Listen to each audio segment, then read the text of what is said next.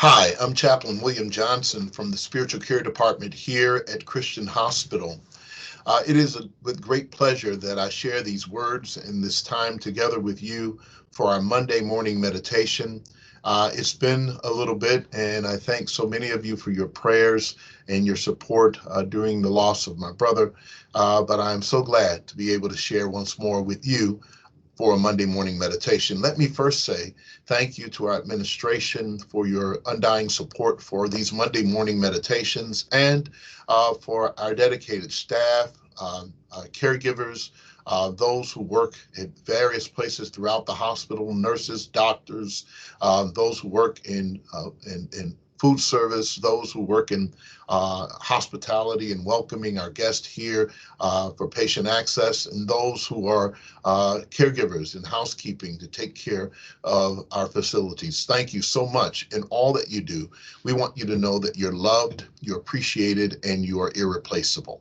Now, for the Monday morning meditation, let me share with you what has left me quite excited today. It is a reminder to us to be careful what we see and how we see. And so I want to talk with you about the I, EYE, and the I, the letter I. The I and the I. Uh, it is important to be able to manage our lives in such a way that we are aware of the things that we see and how they affect our lives. In the Gospel of Matthew, Jesus offers these words somewhere around the 6th chapter and the 22nd verse. And just bear with me for a moment. He says, "The lamp of the body is the eye. If therefore your eye is good, your whole body will be full of light. But if your eye is bad, the whole body will be full of darkness. If therefore the light that is in you is darkness, how great is that darkness?" It is an amazing thing to be able to know that our eyes see things, and how we see and what we see make the difference for our lives. It's important to think about the fact that the eye, the center of the eye, is the pupil. It is a hollow space, really, that takes in the whole world for us, allows for us to see all that there is. We come to learn about the world and everything that we see through our eyes. And so, in doing, we are recognizing that when we see things, we have to see correctly, or the best that we can. And in order to recognize that, we have to measure whether or not we are able to take in light or whether or not what we think we see is really darkness. Recently, some months ago, my mother had to take her for surgery, for cataract surgery. And what those of you who are aware of this, I am not a clinician or a physician or an optometrist or an ophthalmologist for that matter. But the little I know is that cataracts is a film that encloses the eye or covers the eye and keeping it from being able to let in a good amount of light. And it shrouds the ability to see correctly. Well, some of us, in many ways, in our I, the one letter I, not our EYE, but the one letter I, our own being, we take in the world based on our own experiences.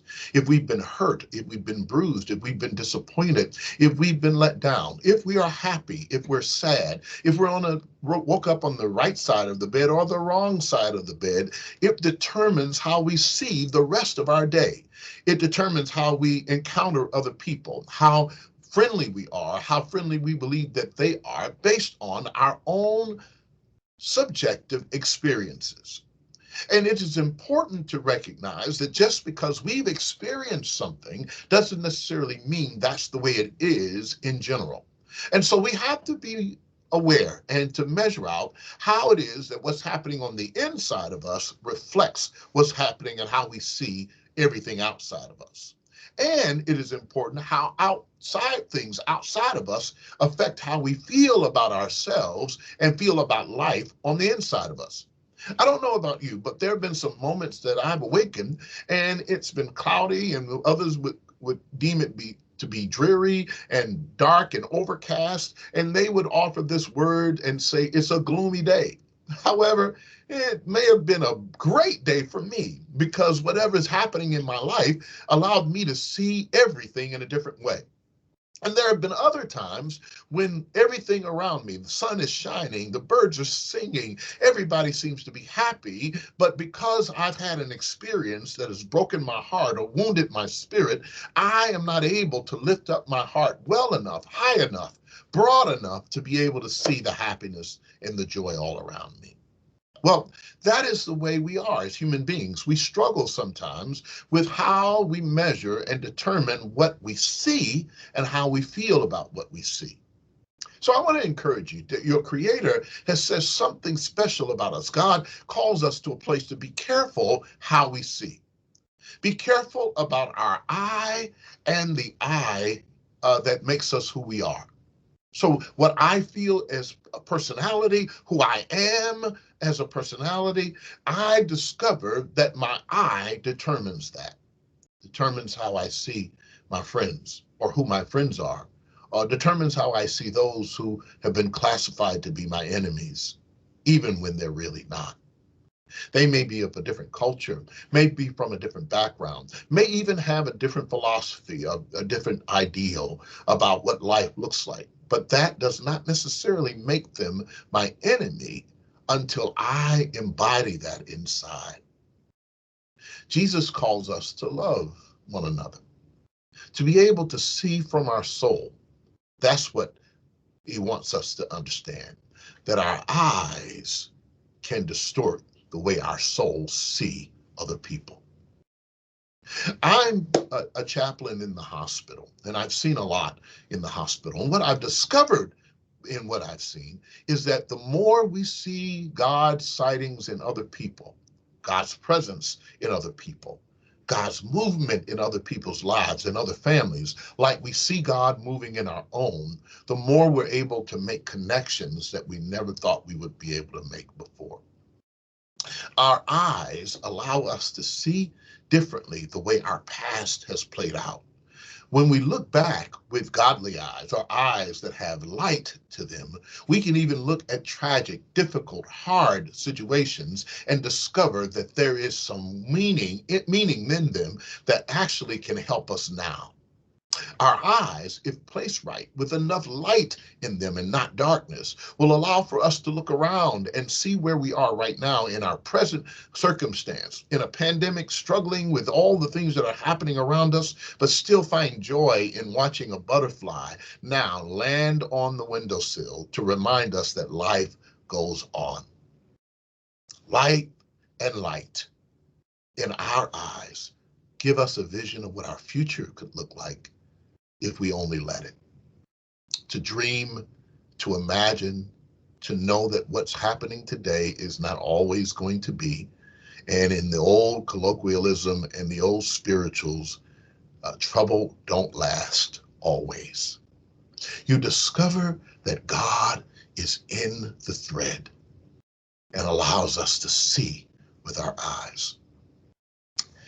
I remember there's a story in the Old Testament that we call the Old Testament, where Elijah is there sitting on the mountain while the army of Aram has gathered around.